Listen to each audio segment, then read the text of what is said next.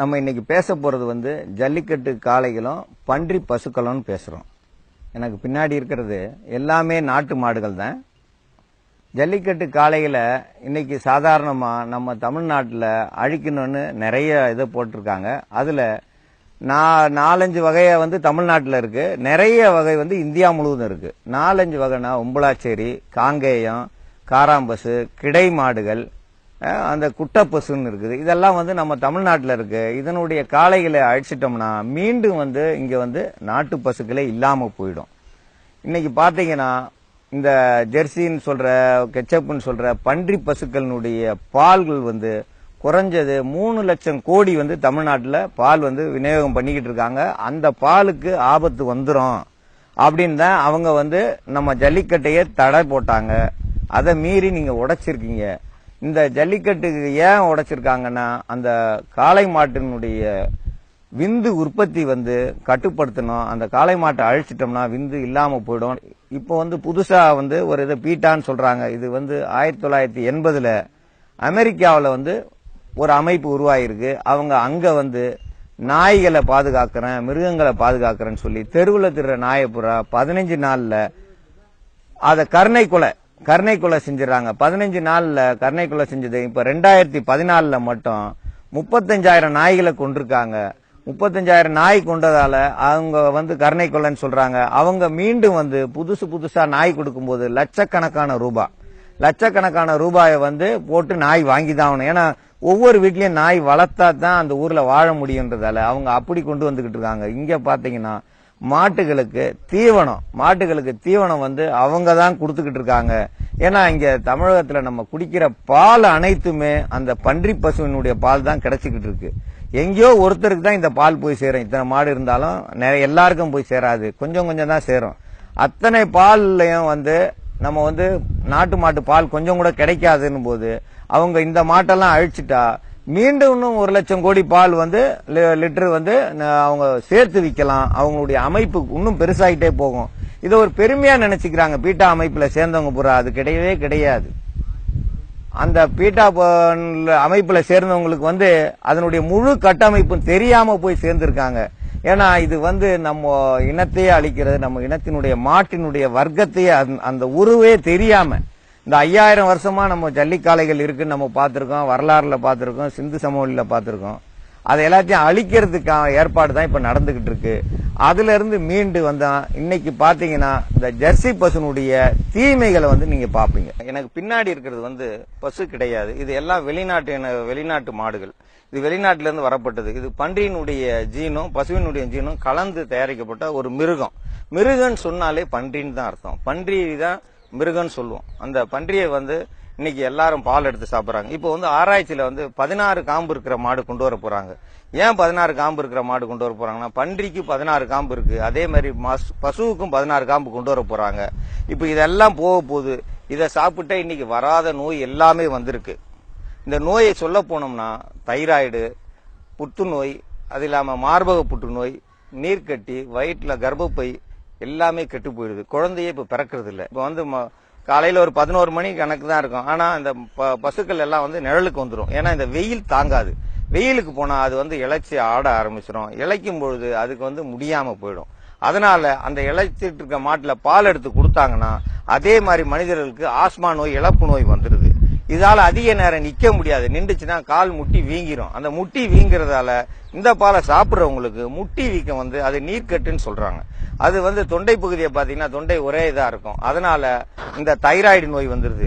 இது கழுத்துக்கு மேல பின்னாடி அந்த நமக்கு திமிழ் இருக்கும் நாட்டு மாட்டுல. இதுக்கு திமிழே இருக்காது. பன்றி எப்படி நேரா இருக்குமோ அதே மாதிரிதான் இந்த மாட்டுக்கு இருக்கும். அதனால இந்த பால் அதிக அளவு கெட்டதை செய்யுமே தவிர நல்லது செய்யாது. கண்டிப்பா பால் நல்ல பால் வேணும்னா நாட்டு மாட்டு பால் சாப்பிடணும். இன்னைக்கு நாட்டு மாட்டுனா என்னன்னு கேக்குறாங்க. இன்னைக்கு ஸ்ரீரங்கம் கோயில்ல போய் பாருங்க, காலையில விஸ்வரூப தரிசனம்னு சொல்றாங்க. அந்த இடத்துல யானை, குதிரை, பசு வருது. அந்த பசுவே அது பசு கிடையாது. அதுவும் ஒரு பன்றி தான் அங்க போய் நிக்குது. அந்த நாட்டு பசு இல்லாம அந்த ஜெர்சி பசு தான் கொண்டு நிறுத்திருந்தாங்க. எனக்கு பெரிய வருத்தத்தை கொடுத்துச்சு. அந்த பசுவே அங்க இல்லாம உள்ள சாமி கும்பிடுறாங்க. இன்னைக்கு அவங்களே இதனும் போது அவங்களுக்கே பசுனா என்னன்னு தெரியல. எல்லா கோயில்கள்லயும் இன்னைக்கு பசுவே இல்லாம பன்றியை தான் நிப்பாட்டி இருக்காங்க. எல்லா கோயில உள்ள கோசாலையில போய் பாத்தீங்கன்னா நாட்டு மாட்டு பசுவே கிடையாது. நாட்டு மாட்டு பசு அழிஞ்சிட்டு வருது. இந்த ஜல்லிக்கட்டு விட்டாங்க. அந்த ஜல்லிக்கட்டை வந்து இன்னைக்கு நிறுத்தினாங்க. ஏன் நிறுத்தினாங்கன்னா, நாட்டு மாட்டு பசு இருந்துச்சுன்னா எல்லாருமே தமிழர்கள் வீரமா இருப்பாங்க. அந்த வீரத்தை எப்படிடா குறைக்குதுன்ட்டு அந்த காளையை பூரா நீக்குனாங்க. இந்த காளையை பூரா நீக்கும் போது இனி யார் வீட்லயும் நாட்டு மாடு இருக்காது. யாருமே வீரமாவும் இருக்க முடியாது. அந்த எப்படி பாலை தாய்ப்பாலை புடுங்குறோமோ அதே மாதிரி பாலை புடுங்கிட்டாங்க. வெளிநாட்டு இனத்தை கொண்டு வந்து சேர்த்துட்டாங்க. இப்ப வர வர நோய் அதிகமாகுதை தவிர நல்ல வாழ்வு யாருக்குமே கிடையாது. ஆரோக்கிய வாழ்வு வேணும்னா கண்டிப்பா நாட்டு மாட்டு பால் சாப்பிட்டாதான் ஆரோக்கியமான வாழ்வு கிடைக்கும். எனக்கு பின்னாடி இருக்கிறது எல்லாமே நாட்டு மாடுகள் தான். இதனுடைய நன்மைகள் நிறைய பேருக்கு தெரியாது. இந்த பால் சாப்பிட்டா உடல் திடகாத்தியமா இருக்கும், சக்கரை நோய் வராது, அந்த மாரடைப்புன்னு சொல்றாங்க பாத்தீங்கன்னா, மாரடைப்பு வராது. அது மட்டும் இல்லாம உங்களுக்கு முகம் அழகா இருக்கும். பெண்கள் அதிகமா விரும்புற அந்த முடி வந்து அதிகமா வளரும். முடி கொட்டவே கொட்டாது இந்த பால் சாப்பிட்டா. அது மட்டும் இல்லாம முட்டி வலி வராது, கண் பார்வை குறைபாடே வராது. அது இல்லாம ஊழசதைன்னு சொல்லுவாங்க, அந்த ஊழசதை போட்டிருக்காங்க, அந்த ஊழசதையெல்லாம் வராது, கரைஞ்சிரும் அந்த நாட்டு மாட்டு பால் சாப்பிட்டா. இந்த பால் சாப்பிட சாப்பிட உடல் வலுவா இருக்கும். குழந்தைங்க வந்து அழகா இருக்கும். குழந்தை பிறக்கிற குழந்தை ஊனம் இல்லாம பிறக்கும், நல்ல திடகாத்தியமா இருக்கும். அது மட்டும் இல்லாம நம்ம இந்த பால் சாப்பிட்டவங்களுக்கு பாத்தீங்கன்னா, மாலை நேரத்துல சாப்பிட்டாங்கன்னா அவங்களுக்கு இரவு முழுவதும் அவங்களுக்கு தேவையான முழு சத்துக்களும் கிடைக்கும், நல்ல ஆரோக்கியமா இருப்பாங்க. அதனாலதான் இரவு நேரத்துல பால் சாப்பிட்டு தூங்குனாங்க. அந்த பால் வந்து இந்த நாட்டு மாட்டு பால் சாப்பிட்டா தான் அந்த பலன் கிடைக்கும். அதை விட்டுட்டு சாதாரணமா இன்னைக்கு கடையில கிடைக்கிறதுலாம் அது பாலே கிடையாது. இந்த பாலை குடிச்ச நாய் கூட அந்த மாட்டு பாலை குடிக்கவே குடிக்காது. இந்த மாட்டு பால் தயிரை வச்சு சாப்பிடுங்க, உடல் உரமா இருக்கும். இந்த மாட்டினுடைய மோர் அவ்வளவு அற்புதமா இருக்கும். உங்களுக்கு வந்து சிறுநீர்ல வந்து எந்த அடைப்புமே இருக்காது, சிறுநீர் நல்லா போய்கிட்டு இருக்கும், அந்த சிறுநீரகம் பாதுகாக்கப்படும். அதனாலதான் நாட்டு மாட்டை பத்தி நம்ம பேசுறோம். நாட்டு மாடுன்னா இந்த திமிழ் இருக்கணும். திமிழ் இருக்கிற அனைத்துமே நாட்டு மாடு தான். இது இந்தியாவுல எந்த மூலையில இருந்தாலும் நாட்டு மாடு தான். அதுல வந்து எந்த தப்பும் கிடையாது. நம்ம இங்க இருக்கிறோம். இப்ப நிறைய பேர் சொல்றாங்க நாட்டு மாட்டுல 1.5 லிட்டர் பால் தானே இருக்கு. அப்படி கிடையாது. இதுல பாத்தீங்கன்னா குறைஞ்சது ஒரு 15 லிட்டர் பால் கிடைக்கும். இது வந்து கிர்ரு, சாகிவால், உங்களுக்கு தார்பார்க்கர், இங்க உம்பளாச்சேரி இருக்கு, அதோட சேர்ந்து ரதி இருக்குது, அது பாலகுரு, இது மாதிரி பல வகையில இருக்குது. மாட்டு ரகம் நம்ம வந்து ஒரு 70 வகையா இருக்கு நம்ம இந்தியாவிலேயே. அத்தனையும் நன்மை செய்யக்கூடியது. இதுல கொஞ்சம் பால் அதிகமா வேணும் தான். தெரியாதனமா என்ன சொல்றாங்க, வெளிநாட்டுல போய் வாங்கிட்டு வந்தா 25 லிட்டர் பால் கிடைக்கும்னுவாங்க. ஆனா அதே 25 லிட்டர் அதுக்கு போடுற தீவனம் இந்த மாட்டுக்கு போட்டா கிடைக்கும். ஆனா இந்த பாலை சாப்பிடுறவங்க திடகாத்தியமா இருப்பாங்க. அந்த பால் சாப்பிடுறவனுக்கு புள்ளையே பிறக்காது, இந்த பால் சாப்பிடுறவனுக்கு புள்ள பிறக்கும். இது வந்து குறைஞ்சது 25 முறை வந்து கண்டுகுட்டி போடும். 25 வருஷம் கண்டு போட்டுக்கிட்டே இருக்கும். ஆனா அந்த கெச்சப் ஜெர்சியோ 3 வருஷத்துக்கு மேல கிடையாது.